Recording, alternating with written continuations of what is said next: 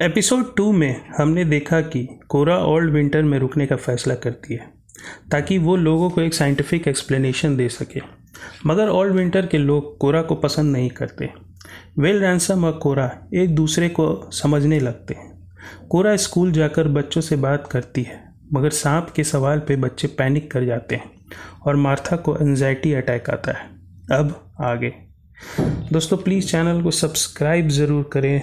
आप बहुत बहुत शुक्रिया। एपिसोड 3 का नाम है फॉलिंग। स्कूल में हुए हादसे से कोरा शॉक में है। कोरा ल्यूक को लंदन से बुला लेती है। ल्यूक कोरा के पास ओल्ड विंटर आ जाता है। कोरा ल्यूक को स्कूल में हुई सारी घटना बताती है और ल्यूक से मेडिकल साइंस की कोई एक्सप्लेनेशन मांगती है। ल्यूक कोरा के सामने जिक्र करता है विच हंटिंग का। विच हंटिंग यानी औरतों को डायन करार देकर उन्हें जिंदा जला देना। ल्यूक कोरा से जिक्र करता है किसी सलेम ट्रायल के बारे में, एक ऐसा ट्रायल जिसमें औरतों पर डायन होने का इल्ज़ाम लगा था। शायद उन औरतों की मानसिक स्थिति खराब थी। इंग्लैंड में ऐसी कई औरतों को जिंदा जलाया गया था। अब शायद ये इल्ज़ाम धीरे धीरे मार्था पे लगने लगा था। कोरा ल्यूक के साथ स्कूल जाती है अपने फॉसिल्स वापस लेने के लिए। स्कूल में दोनों की मुलाकात स्कूल के टीचर से होती है, जो कोरा को सारी घटनाओं का दोषी ठहराता है। कोरा और ल्यूक जब घर में होते हैं तब विल रैंसम वहां आता है, पर विल रैंसम ल्यूक को देखकर थोड़ा असहज हो जाता है और तुरंत घर से चला जाता है। विल रैंसम कोरा से कहता है कि स्कूल में जो कुछ हुआ उसके कारण उसकी बेटी जो रैंसम चुप हो गई है।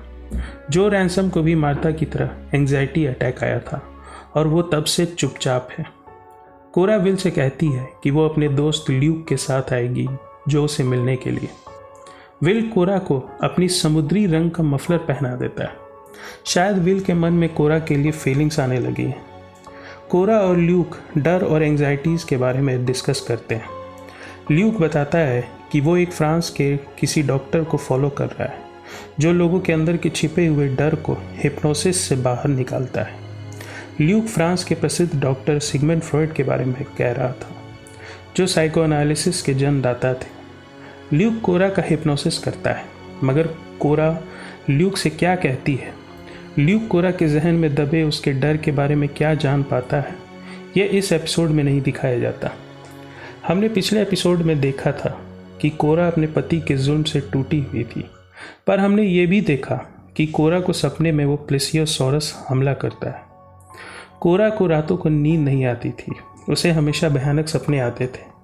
मगर जब भी कोरा रात को डर से कांपती थी, वो मार्था के पास आ जाती थी और ठीक से सो पाती थी। ये ल्यूक देख लेता है और शायद ठीक से समझ भी पाता है।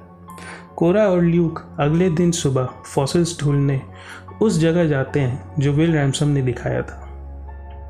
कोरा बहुत उत्साह से एक फॉसिल को साफ करती है और उसे मिलता है हजारों साल पुराने जानवर की हड्डियाँ। ल्यूक कोरा को देखकर खुश होता है। ल्यूक समझ सकता था कि कोरा कितनी पैशनेट थी अपने फॉसिल्स को लेकर। ल्यूक भी इसी तरह पैशनेट था हार्ट सर्जरी करने के लिए। दोनों एक दूसरे से रिलेट कर सकते हैं एक दूसरे के पैशन को। यह भावना दोनों में बराबर बराबर भरी हुई है। लौटते समय कोरा और ल्यूक मछुआरों से मिलते हैं और उन्हें पता चलता है कि मछुआरों का जाल किसी बड़े जीव ने तोड़ दिया। कोरा को लगता है कि ये ज़रूर प्लेसियोसॉरस ने किया होगा। गांव की औरतें कोरा को कहती हैं कि तुम जो भी कुछ कर रही हो उसे करना छोड़ दो।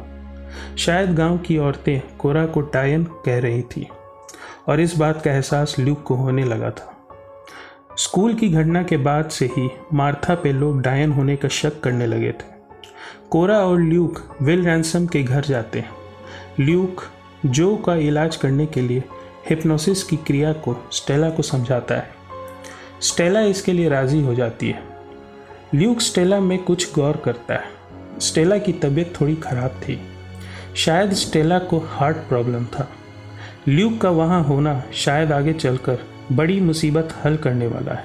ल्यूक जो का हिप्नोसिस करता है और उससे उसके डर के बारे में पूछता है। जो ल्यूक को बताती है कि उस सांप को जो ने बुलाया था। जो अपनी बात पूरी नहीं कर पाती, तब कमरे में विल रैंसम दाखिल होता है और ल्यूक को गुस्से में दीवार पर पटक देता है।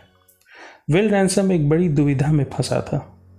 पहली तो उसकी बेटी जो बिल्कुल चुप हो गई थी, दूसरी शायद स्टेला के स्वास्थ्य को लेकर विल फिक्रमंद था, तीसरा वो ल्यूक को कोरा के घर में देखकर असहज था, और चौथा वो देख रहा था कि कैसे डर और एंजाइटी ने गांव वालों के फैसलों को प्रभावित करना शुरू कर दिया है। स्कूल टीचर अपने डर में मार्था को स्कूल में अंदर आने नहीं देता।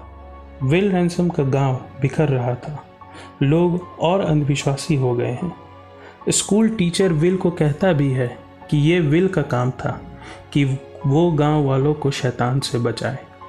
हताश होकर दुविधा में फंसा विल अपने कपड़े उतारकर उस जीव का सामना करने पानी में उतरता है, पर उसे कोई नहीं मिलता। वो जब घर लौटता है तब ल्यूक को जो के आगे बैठा देख गुस्से में ल्यूक पर हमला कर देता है। कोरा शर्मिंदा होकर ल्यूक से माफ़ी मांगती है, पर ल्यूक कहता है कि माफ़ी मांगने की क्या ज़रूरत, काम तो हो गया। जो फिर से बोलने लगी है, मगर कोरा को विल रैंसम की ये हरकत चुभने लगी थी। आखिर विल ने ही तो कोरा से कहा था कि जो से आकर बात करो। कोरा विल को एक खत लिखकर उसे देने जाती है। विल कोरा को देख लेता है और कोरा के बहुत नज़दीक आ जाता है। विल और कोरा देखने में ऐसा लगता है कि जैसे वो एक दूसरे को किस करने वाले। दूर से अपने कमरे में बैठी स्टेला ये सब देख रही है। इस वीडियो में इतना ही। प्लीज़ चैनल को सब्सक्राइब ज़रूर करें। बहुत बहुत शुक्रिया।